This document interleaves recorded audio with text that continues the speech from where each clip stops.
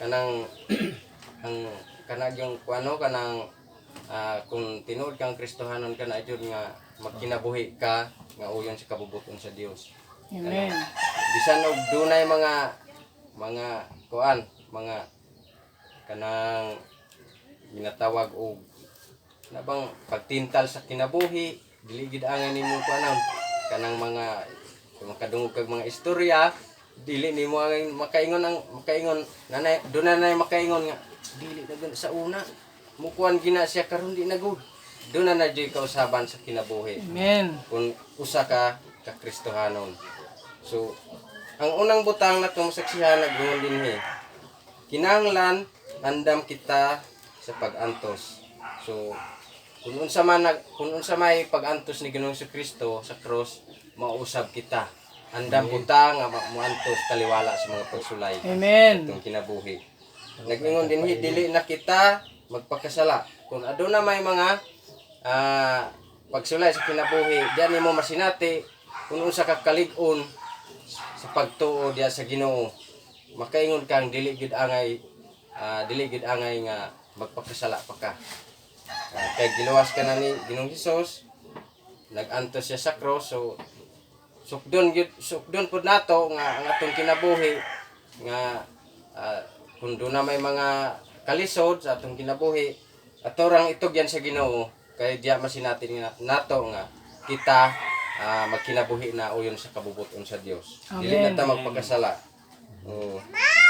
Nag-ingon dinhi dili na kita magsultig dautan. So ang usa ka Kristohanon dili na makasultig dautan. Dili na magpakasala. Kay ang si Ginoong Kristo nag-antos tungod sa atong mga sala. So mausab kita, doon na po tayo mga pag-antos apan itugyan Ginoo ang tanan. Kay siya lang yun ang makahatag nga nagkasulbaran. Amen. So mao kadto ang unang butang. Ang ikaduha, nag-ingon dinhi kinahanglan magkinabuhi kita uyon sa kabubuton sa Dios. So kinahanglan yun nga isip usa ka Kristohanon magkinabuhi kita sa uyon sa kabubuton sa Dios. Nag-ingon dinhi mahalo nato kadtong wala mahigugma nato. So Amen. katong mga tawo nga nagpasipala og mga istorya nagkuan kanang nagbiyay nato ato lang gyapong higugmaon sila ato lang gyapong sampiton sila. Kay mauman ang tumong tuyo sa Ginoo diri kanato. Amen. So dagingon dinhi mahalon nato kadtong mga taong layo pa sa Ginoo. So katong wala pa makasinati sa pulong sa Ginoo, ato lang gyapon sila nga kuanon higugmaon o tagaan og kuan ba kanang tagaan nato og kana bang sampiton lang gyapon nato sila ba kay basig makaingon po nga lahi na gini siya kay di naman managad bakit basig makaingon po na niya sila ba nga isip ko sa Kristohanon aduna po tay pagtagad sa uban. Amen. Nanginahanglan sa pulong sa Ginoo. So ato po ibabati kanila kung unsa ang pulong sa Ginoo. Kung unsa ang Ginoo sa matag usa nato kakinabuhi. So ang ikatulo, nag-ingon dinhi kinahanglan magkinabuhi kinahanglan dili na kita muduyog sa daotang buhat. So isip ko sa Kristohanon dili na kita muduyog sa mga daotang buhat. Amen. Paras nako kuan kining napag yung mga abig nako sa mga daotang buhat napag yung ingon nga para itong akong giingon nga naay nangayo na kog tanduay. Ingko di jud ko makahatag ana kay wala man ako may makasalaan.